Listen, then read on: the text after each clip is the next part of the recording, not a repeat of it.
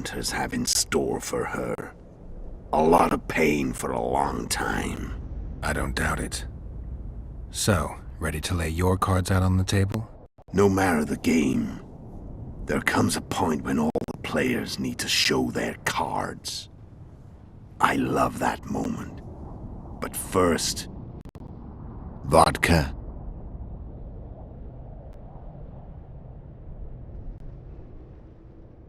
I suppose my throat's a little dry. In that case, let's drink to old friendships.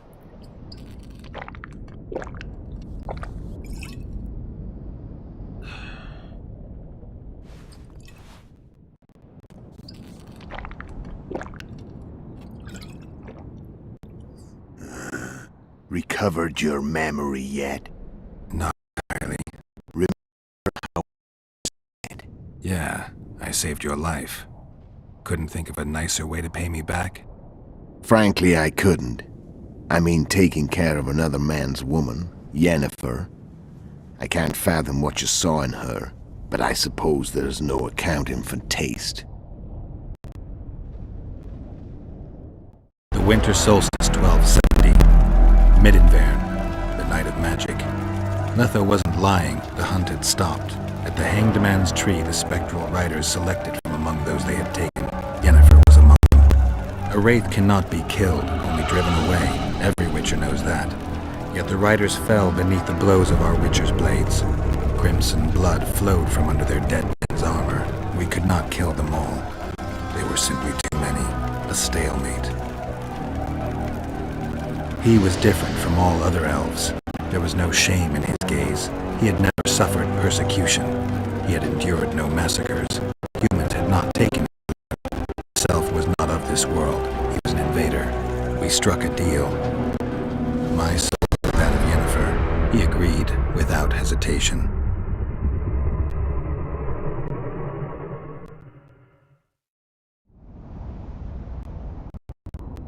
Back with me, friend. Got the feeling you left for a minute. Memories. I remember the Hanged Man's Tree and the wild hunt. I remember the exchange. Me for Yennefer. So, cards out on the table. Unless you chase me all that way just to kill me. I chased you for lots of reasons.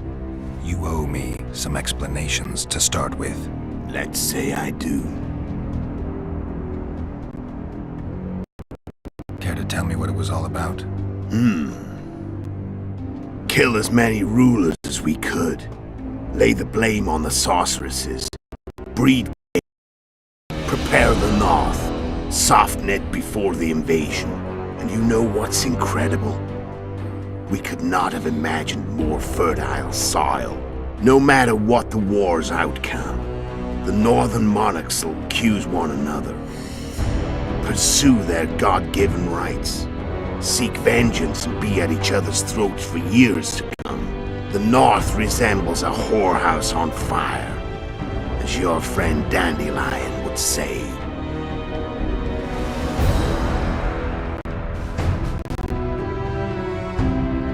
Why are you still here?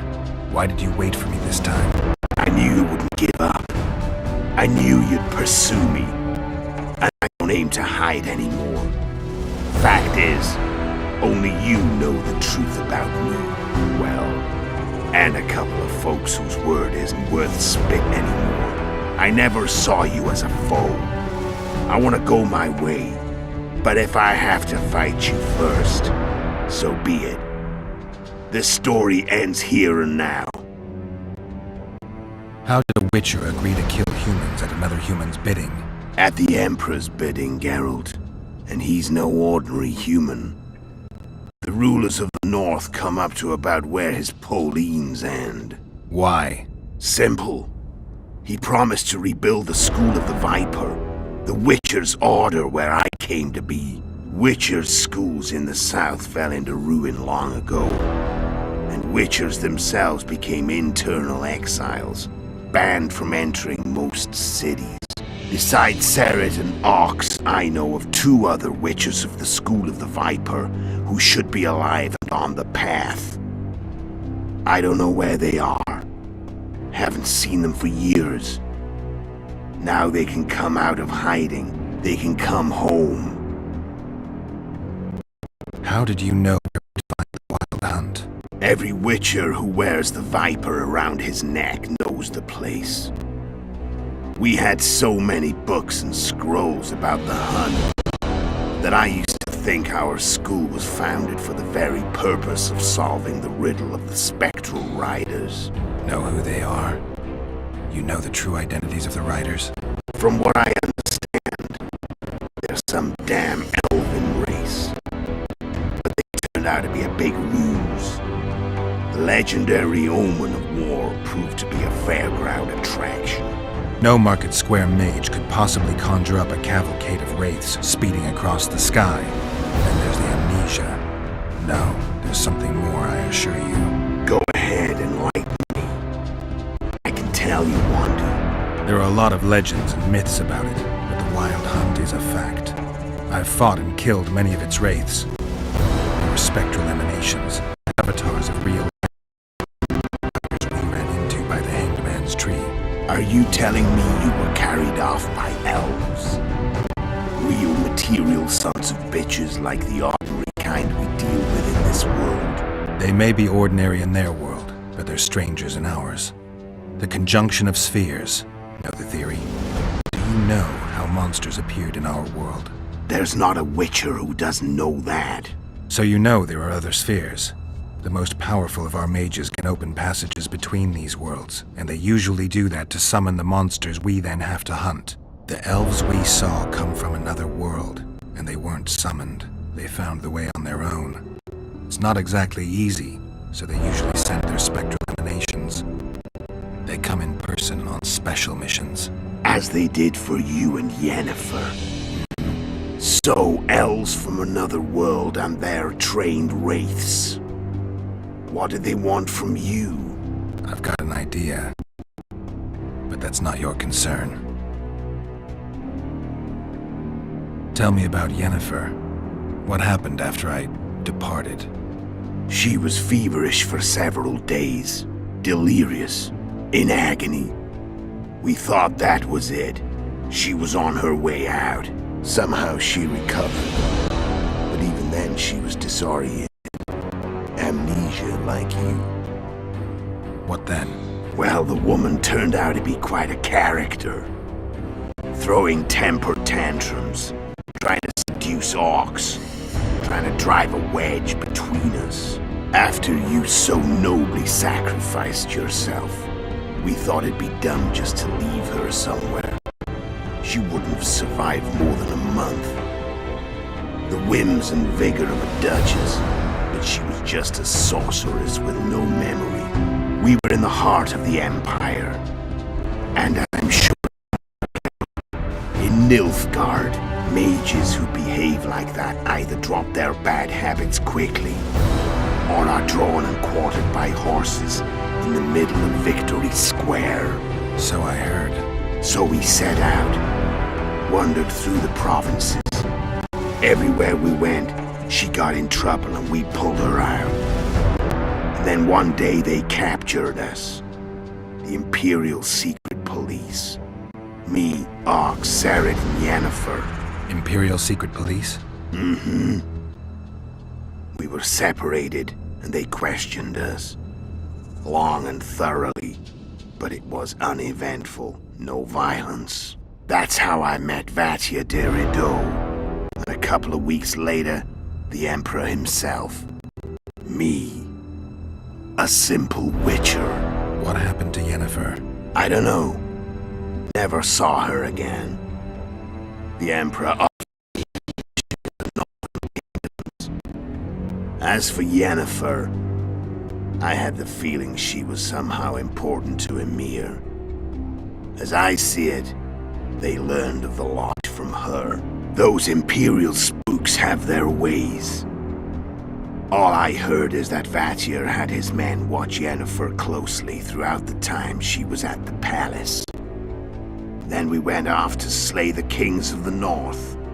And that's where my knowledge ends. So she's in the Empire. She was when I left. I'm done talking.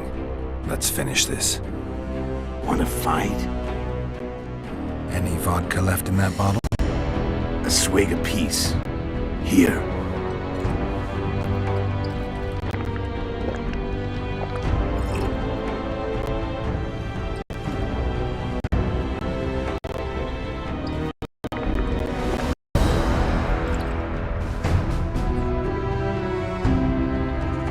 The Imperial army is probably crossing the Yaruga as we speak.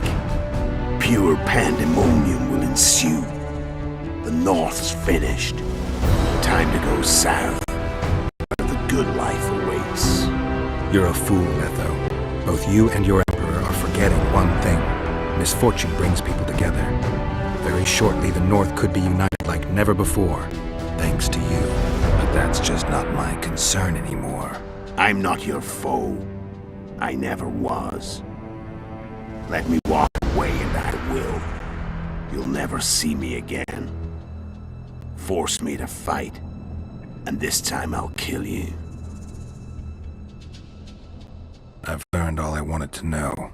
I can feel the memories coming back. Your death won't change a thing. Go where you will. Just like that. Threats. No words of wisdom. You going or not? Farewell, Geralt.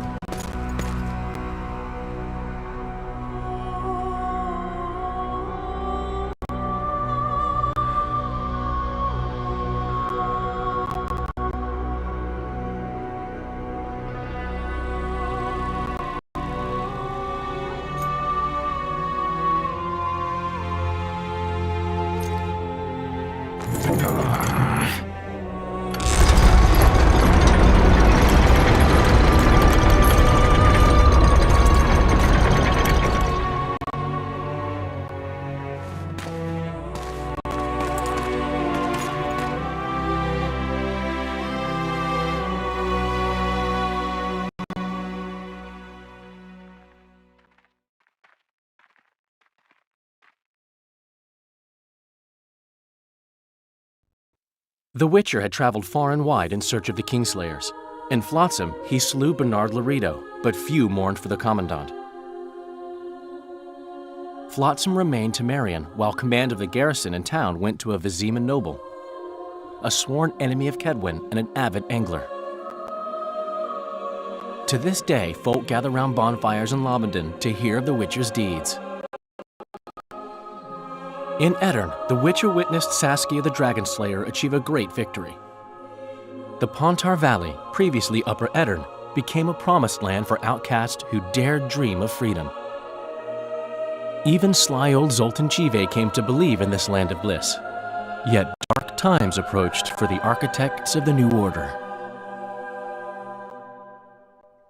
Dark clouds had been gathering over Temeria since Foltest's death. Stripped of its king, the land was like a rich cloth which nobles began to shred. These minor scavengers, however, scurried off in fear when true predators reached out for their prize. The summit at Loch Muin sealed the fate of Foltest's realm, when Radovid of Redania and Henselt of Kedwin divided it between them. A tempest descended on the north, at least partly the work of manipulative mages. It seemed the turmoil in Temeria, Edirn, and Kedwin would benefit them most. Common folk turned against sorceresses and all magic freaks, witchers included. Castles that had hitherto welcomed mavens of the magic arts now shut their gates to any who sought shelter there. A witch hunt ensued.